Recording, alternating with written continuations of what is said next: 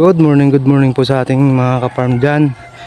Nandito po tayo sa isang property na pinabisita sa atin.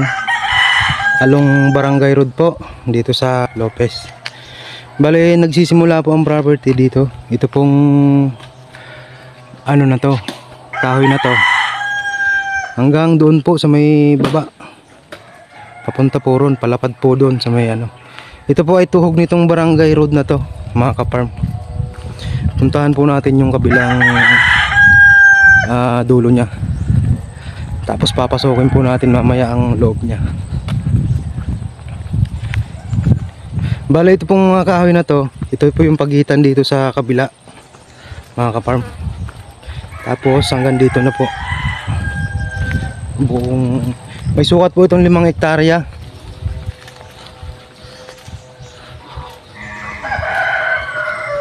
Yan po.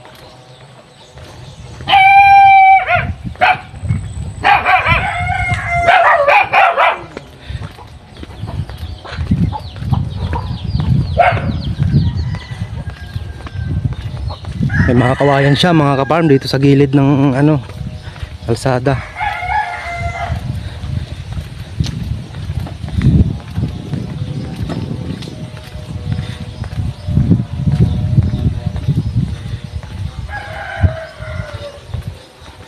Ito po yung kasama natin. Ito po yung guide natin, mga ka-farm. Bale, yung kabilang dulo po nito, ma'am, saan?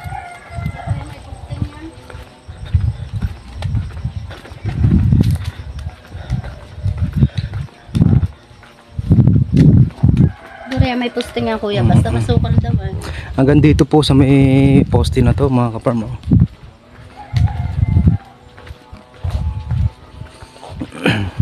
Napakaganda nito, mga ka-farm.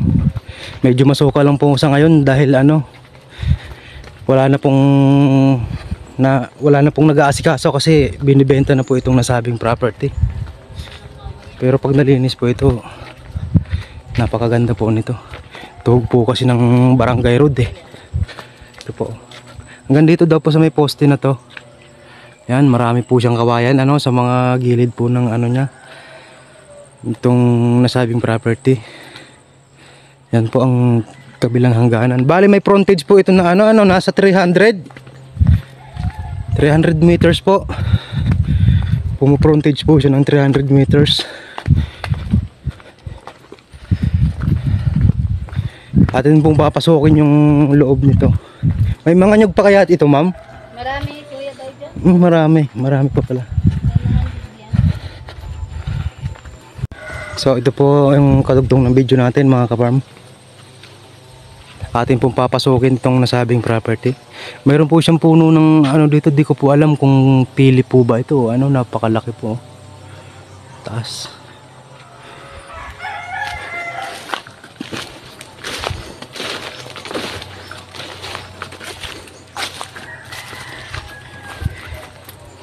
Dito sa parteng ito, mga ka-farm, sa may ano ng kalsada, medyo slope lang po siya ng bahagya, no. Dito po papunta dito kasi ang babagsakan po pala nito ay palayan. Ito po, palayan po pala ito. Meron po siyang nasasakop sa loob na palayan. Hindi ko po alam kung mga ilang pitak po ito kasi hindi na po na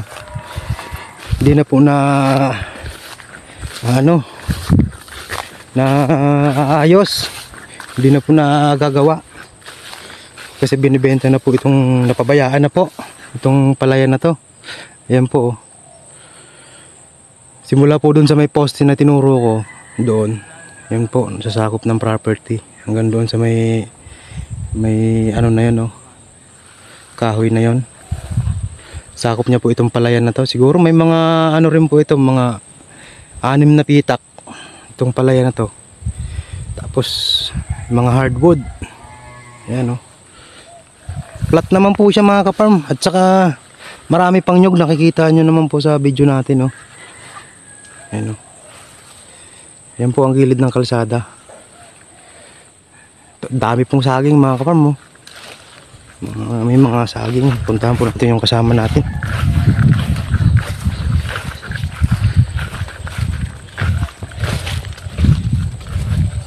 So ito yung saan?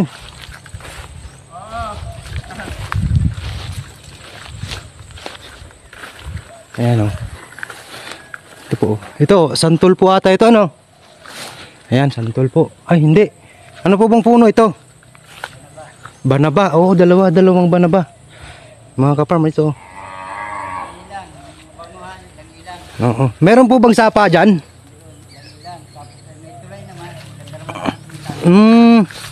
May ilang-ilang din. Tapos mga karamihan talaga dito mga kaparm is kawayan. Ayan o. Puro kawayan. Tapos magsimula po dun sa gilid ng kalsada niya, mga malalaking puno at saka kawayan po ang karamihang nakikita natin. Tapos dito sa loob niya is mga saging. Ayan. Tsaka mga nyog. Sa tansya nyo sir, mga ilang nyog pa ang ano natin dito, pwedeng pakinabangan. 400 more or less. Wow, 400 more or less. Mga kaparm. At saka plat na plat po siya oh. Doon lang po yung ano niya sa tabing kalsada kasi pabagsak po doon sa ano yung tubig eh, sa palayan.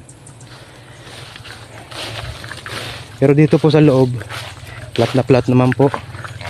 Asan po yung ano niya, sapa? Pupuntahan po natin yung sapa, ang pinagkukunan ng source of water.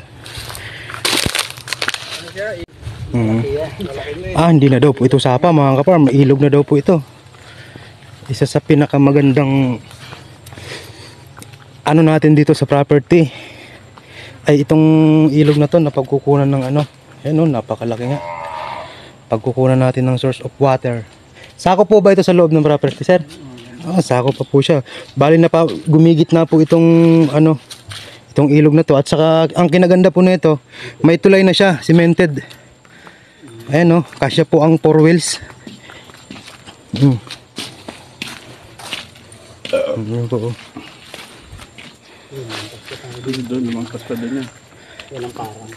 Ito, ano po ito? Palayan pa rin? Palayan.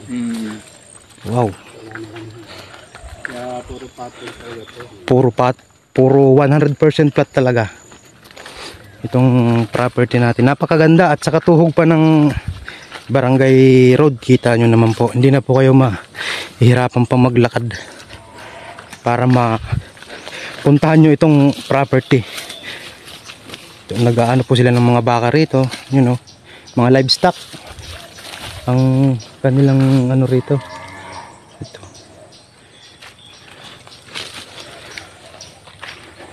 Ito may alon na naman po rito oh, banaba, puno ng banaba.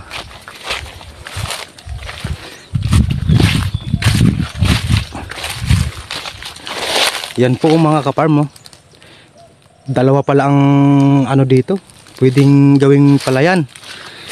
Ayun oh, hanggang doon po ito sa may ano na yon, may mga ano na yun, yung madamo na yon, maraming puno. Sakop niya po itong parang na to. Yun.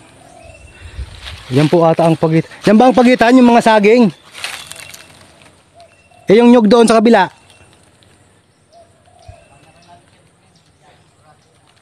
Kasama pa sa 5 hektarya. Oo. Mayroon daw pong konting nasasama pa roon ng mga nyog, mga kaparm sa ano natin. Hindi na po natin pupuntahan kasi nakikita naman po natin yung mga nyog na yon. Meron pa daw po konti na nasasama roon. Hanggang doon paikot. Tapos yung mga sagingan na yan, siguro mga ilang puno kaya ng saging yan, may 600 dyan. Nasa 600 daw po ang puno ng saging na more or less. Kasi mayroon pa po doon sa bungad, di ba? Nakita po natin kanina. Tsaka yung mga fruit bearings natin dito, may kaymito, santol, mga bayabas. Yun lang naman po ang ano natin. Ayan. Bali ito po mga kaparm ang kabilang dulo ng property, yung may poste. Ayan po. Papasukin po natin dito sa kabilang dulo po. Doon po tayo galing kanina, doon tayo lumabas sa taas, sa kabilang dulo. Ngayon titingnan po natin dito kung ano pong lagay ng property dito sa dulo po. Ito po mga kawayan, bungad.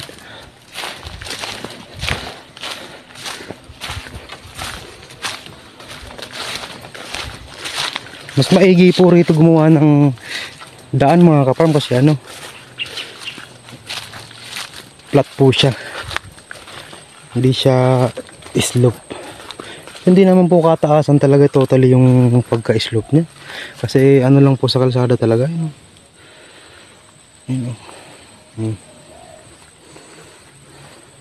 Ito na po yung dami pong banaba rito. Paikot po yung nasabing palayan. Ayun, banaba. Banaba. Hanggang doon po yan sa pinanggalingan natin kanina. Ito po ang mga nyug niya. Mabunga naman po siya.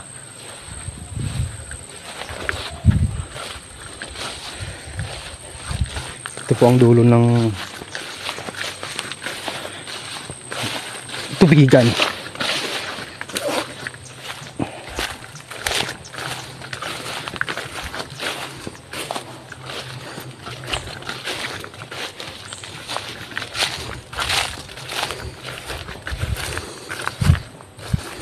Lalo na po pag nalinis to mga kaparm, napakaganda po na.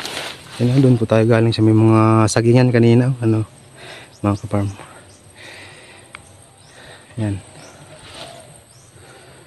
Ito po ang kabilang dulo. Hanggang dyan po sa may banaba na yan. Yan.